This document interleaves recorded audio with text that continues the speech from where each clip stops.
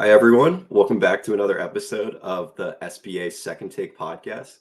Today, we are very proud to have an amazing guest on here, Dr. Lisa Delpi-Narati of GWU, specifically the founder and creator of the sports management track here at GW.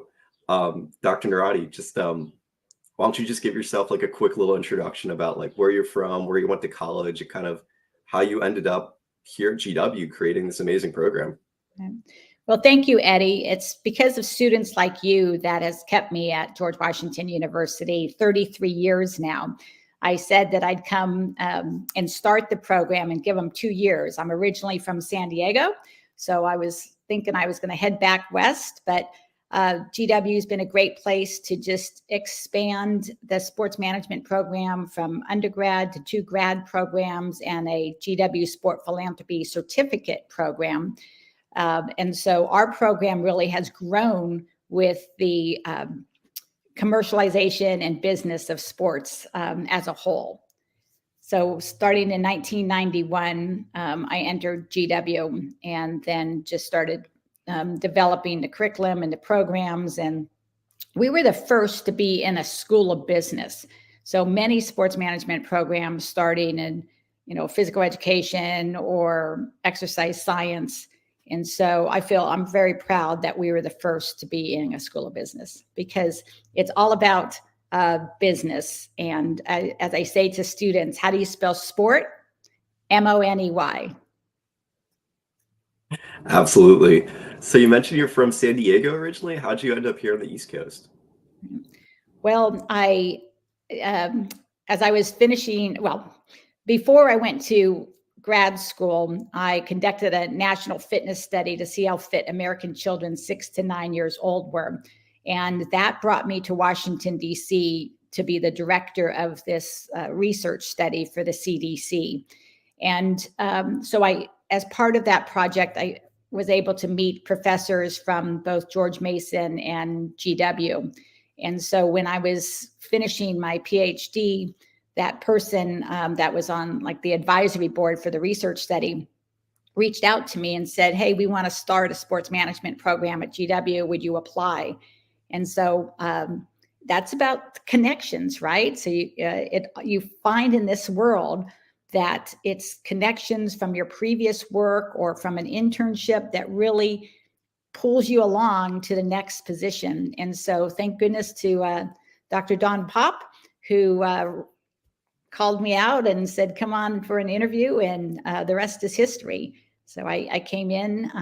I actually was just finishing my doctoral dissertation and they waited for 3 weeks. The semester started and somebody covered my first 3 weeks of class so I could finish my PhD and come on over. That's awesome. And where did you end up getting your PhD? At University of New Mexico. I started at University of Southern California, and then my professor moved to semi-retired, moved to New Mexico. And so that was the best thing. And I really, really enjoyed it. I'm glad it pulled me out of Southern California and made me focus.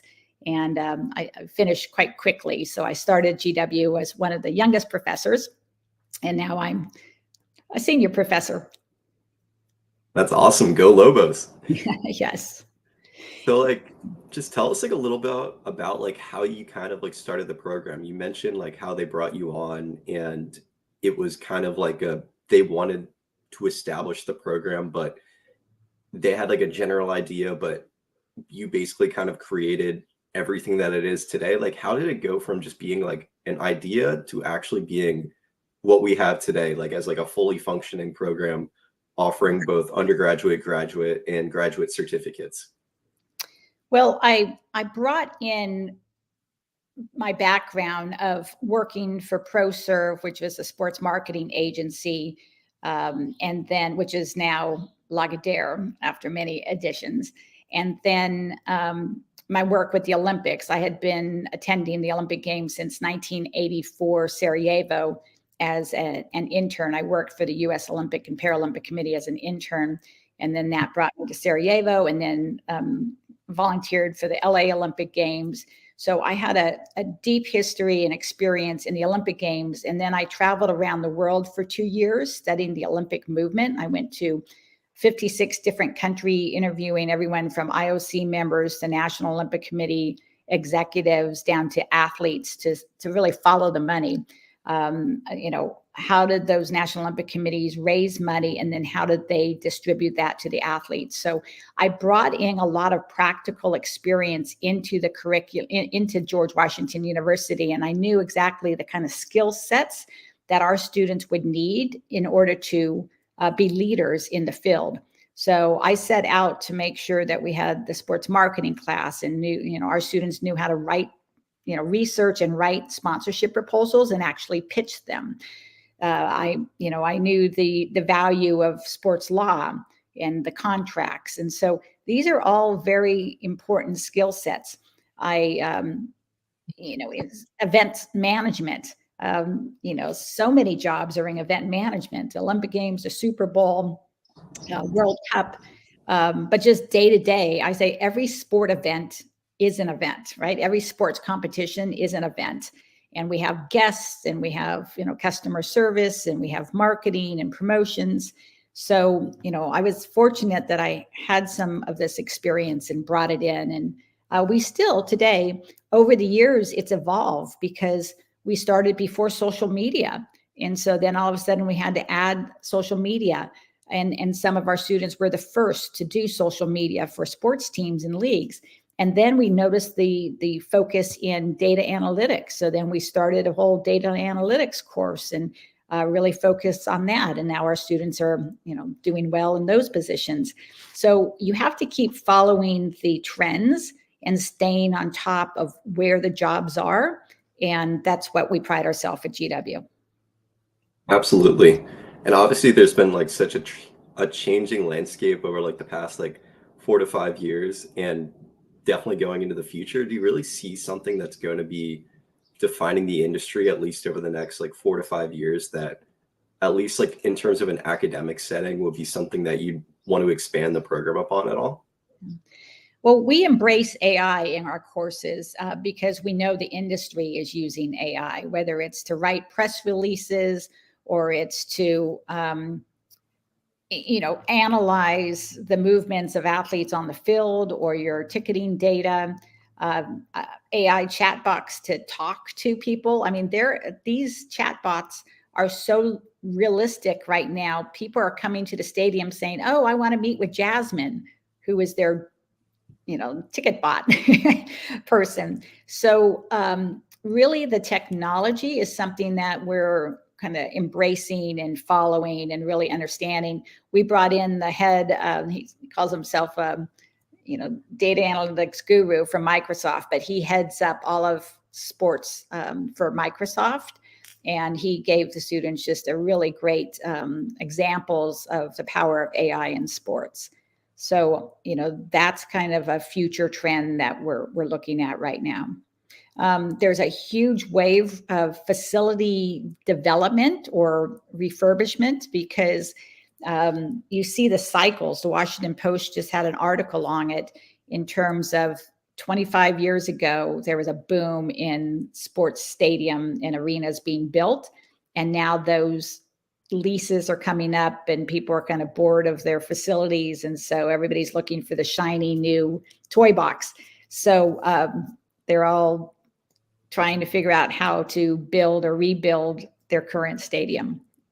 Yeah, I mean, you're seeing that a lot with like all the DC arenas right now. Like Capital One Arena's around 25, 26, 27 years old, and you just saw Monumental try and move out of there, which eventually ended up keeping them in DC, thankfully. You see that with FedEx Field, which usually football stadiums tend to last a lot longer, but that one is in a little bit of disrepair despite only being like 25-ish years old, and they're planning on looking at new stadiums around the DMV. So that's something that I think you're definitely right is going to be extremely prominent, especially in like some markets. Like DC is a very big market and is able to retain its sports teams, but some of these other markets, like Oakland, for example, like they're losing the A's. They already lost the Raiders. Like the smaller markets, it might be more difficult to keep the teams if they don't want to build like a shiny new stadium or do massive renovations. So that's definitely something to keep in mind over the next 4 to 5 years for sure.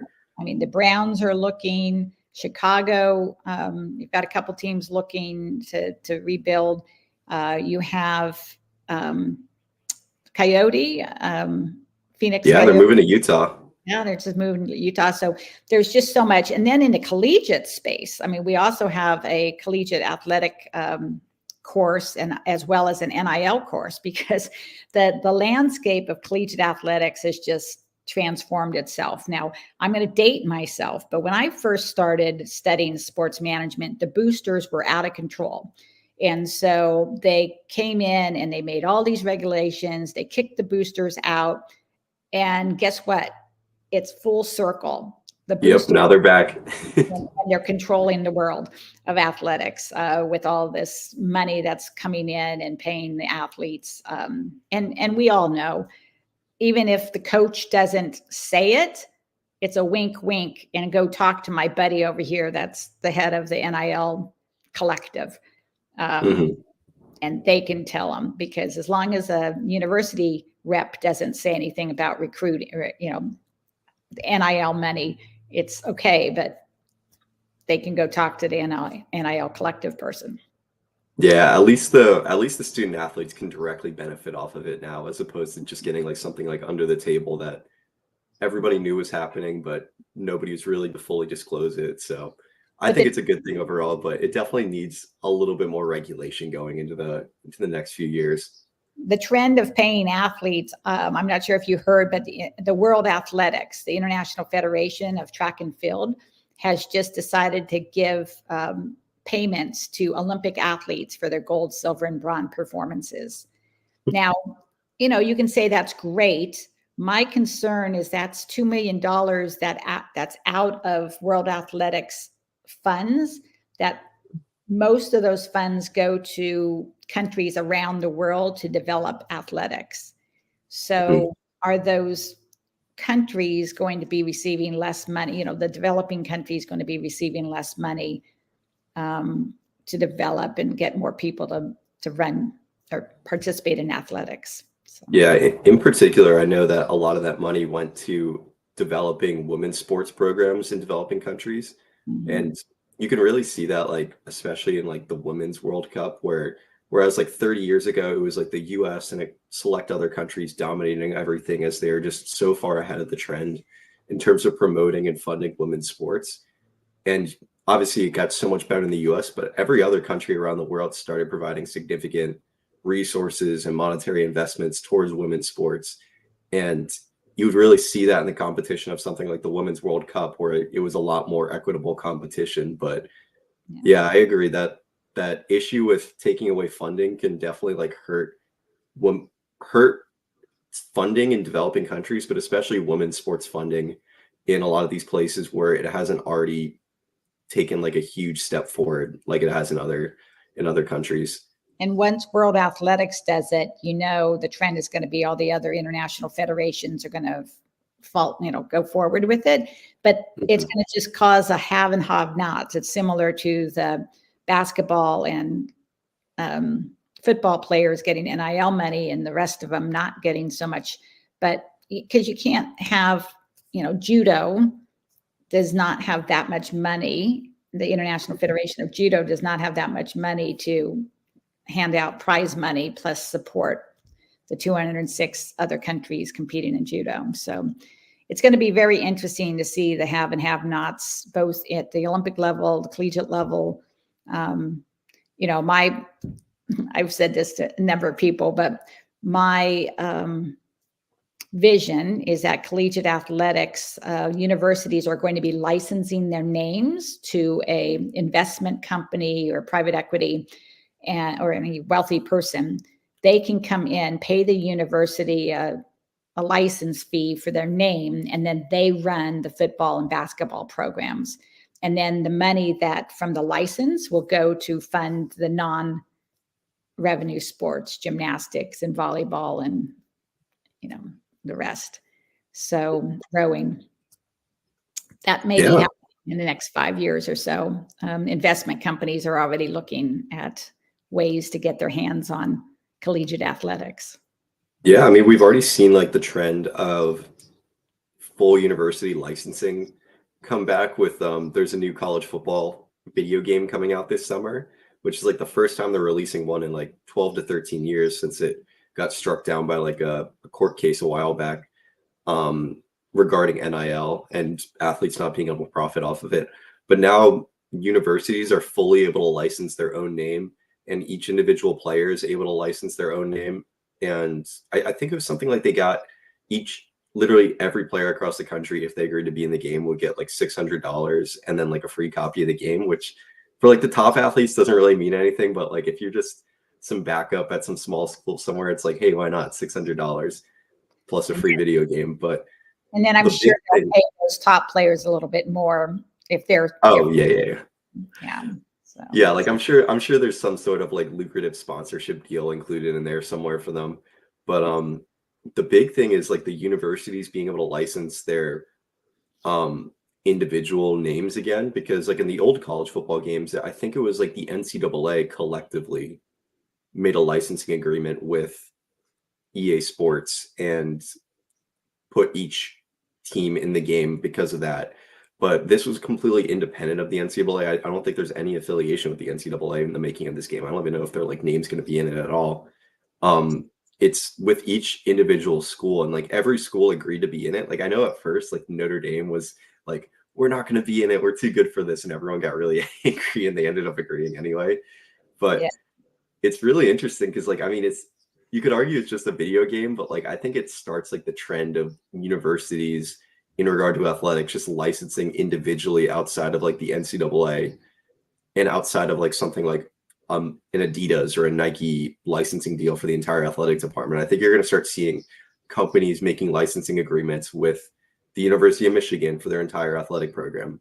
And it will be something like you mentioned, like investment banking or just something totally out of the loop of what we conventionally see in college athletics. So it's going to be interesting. It's going to be messy, but I think it's also pretty exciting at the same time because there's going to be a lot of opportunities for expanding the game and hopefully benefiting student athletes as a whole. Right. And that's what, we try to stay on top of the trends, but we also get our students out into the field. So, we have over 500 GW alumni working in the industry. And so we leverage our alumni, we leverage the network that's been built up over 33 years. And it's global network as well. But we go to the Olympic Games and World Cup and Super Bowl. We do a New York career trek. So we really, as part of our mission, is to get our students out of the classroom. We learn in the classroom, and then we expand that learning beyond, because I always say it takes knowledge, network, and experience to be successful in the sports industry. Yeah. Do you mind just expanding a little bit on the Super Bowl opportunity? That's something I've always wanted to be able to do. I always had conflicts or other travel arrangements scheduled during that time, so I was never able to do it. But I've heard from other students that it's just an amazing opportunity and they've loved it so much. Right. So, starting in November, we start getting a list of students who's interested in traveling to the host city, and you miss a few days of school, but you go out Tuesday typically, and then you work for the NFL and their partners with the NFL experience, and just helping out with whether it's crowd management or with the sponsors, and then you work during the Super Bowl. And some of our assignments have been in the stadium, which has been amazing. And some of them have been at 3 a.m. setting up for the Super Bowl, but it's all a learning experience. And, when you're in this industry, you never know if you're going to be, hanging out with the top players, or if you're just going to be, stuffing bags and carrying them over to where they're distributing them. But that's, when you sign up to be in this business, you do everything. And so it's been really great. And on top of the working for the NFL experience in the Super Bowl, on their off days, they also do volunteer work with some of the sports marketing agencies like Wasserman, who represent a lot of brands. And then our students, for example, were able to keep be the handler for Drew Brees when he was signing autographs, you know. So they really have some cool experiences, and they got a behind the scenes tour of the Allegiant Stadium in Las Vegas, helping some congressmen get through that tour as well. So we really give our students some unique experiences. Yeah, that's amazing. I mean, I saw this past year, the students who were there were like down on the field right after the game and like looked pretty amazing. And like it was out in Vegas this year, so they had all the festivities going on throughout the week as well with like concerts and lead ups. Looked like a pretty fun and amazing experience overall. And Yeah. kind of going off of that, so that's always in beginning of February when the Super Bowl is, but at the end of February every year we have the Sync conference, which I know is like kind of like our big culmination of and like celebration of the industry overall. You mind just going into depth a little bit on that?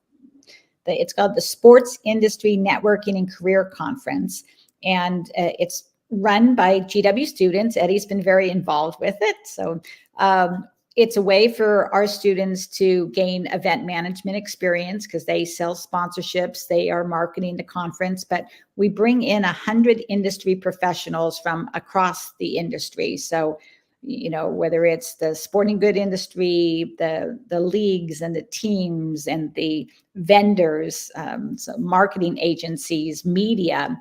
So students who come to the Sync conference are able to listen and meet, you know, learn from these industry experts, and then also interview. We have one-on-one kind of like speed dating interviews, as well as lunch roundtables where you get to go and sit with professionals and you kind of move from table to table. The industry professional stays, and then the attendees of the conference move around. So it's just a great way to network because, as I said before, you have to have the knowledge, experience, and the networking. So this conference gives you both knowledge on top of what you get in the classroom and the networking. And I just had a conversation with somebody who attended the conference, and they said, we have an HR panel, and they said, thank goodness to that HR panel because it helped me land my internship. So there's really important information being shared at this conference. Absolutely. And I think my personal favorite part of it is how it's a mix of GW alumni, people like in the DC area that work within the sports industry. And then you have like a mixing of like some very high profile people we've gotten. Like I remember we had Adam Schefter one year. We had Mike Tannenbaum, the former GM of the New York Jets and the commentator on ESPN, like Jerry Reinsdorf, like the owner of the Chicago Bulls and the White Sox. Like we've got some very high profile people that can deliver like some really great keynote speeches. And then at the same time, like we just have an amazing alumni group that always comes. We always have some great people from Monumental, some great people from the Nationals, DC United. Like it's like the perfect like mix of like whatever you could be looking for in terms of just meeting people and getting like great speeches from people in the sports industry. So I've absolutely loved the Sync conference. And it's targeted to, you know, students and career changers from across the United States. So it's not just a George Washington University student event. We have about 250 people who attend the conference, and on top of the 100 industry professionals. So that will be February 21st and 22nd next year, syncconference.com. There you go. And you could also follow the Sync Instagram as well. Yes, yes. So, and then the Sports Business Association, our student association, they put on different panels and, you know, fun activities like trivia. So it's a great way at GW for our students to network within themselves and also to learn. Absolutely. Yeah. Since this is an SBA podcast, definitely have to shout it out. We did have our 3-on-3 philanthropy basketball tournament a couple weeks ago.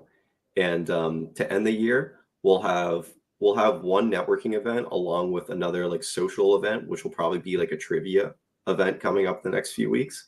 So anybody watching this, make sure to stay updated in our group me or in our Instagram and Facebook pages. We'll post everything there, keep you guys updated on that along with on our newsletter.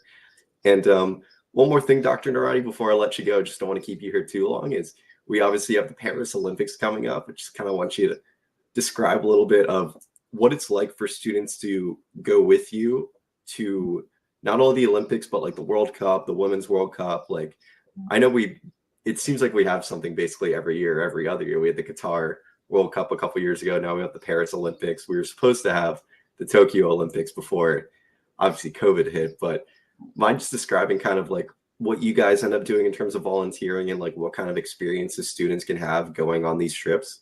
Right. So since 1992 Summer Games, I've been bringing students to these mega events. And every year is a little bit different. So in some, we work for the International Olympic Committee, some we work for FIFA, some we work, do volunteer work for USA, U.S. Olympic and Paralympic Committee. They're having USA House. So in Paris, we're going to be working the USA House. We're also going to be working this Olympic sponsorship conference. And so we get to meet a lot of executives through that.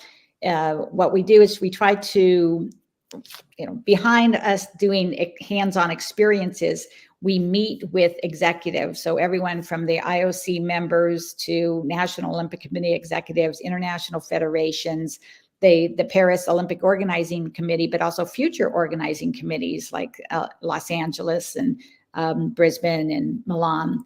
And then and athletes and volunteers, because what we're trying to do is have a 360-degree view of what it takes to host an Olympic Games from all the stakeholders' perspectives. So our students really get a behind-the-scenes look. We often get, some tours of the different venues. We also go to all the Olympic houses that are out there, and so it's a great experience. Most of the students who have gone in the past say it's a once in a lifetime opportunity, and it's one of the most memorable experiences at George Washington University. Great to hear. I've only heard positive things about the people that have been on it. Wish I could be going to the Paris one if I wasn't graduating this coming May. But for everyone that's going on that, I know you guys are all going to be looking forward to it. And anybody that's interested in future opportunities like this, just make sure to pay attention to, if you're on Dr. Narati's listserv, to look out for that. And if you're not on it, actually, should I give a shout out to the listserv? Like, Sure. I know that so many people are already on it, but if anybody's interested in getting on the listserv where Dr. Narati posts various internships, jobs, information about sync, information about the Olympics or any other international extracurriculars going on. If you're not already on it, feel free to reach out to us on the Sync Instagram and we can get you guys set up on there. And yeah, other than that, thank you so much for coming on here, Dr. Narati. This was great.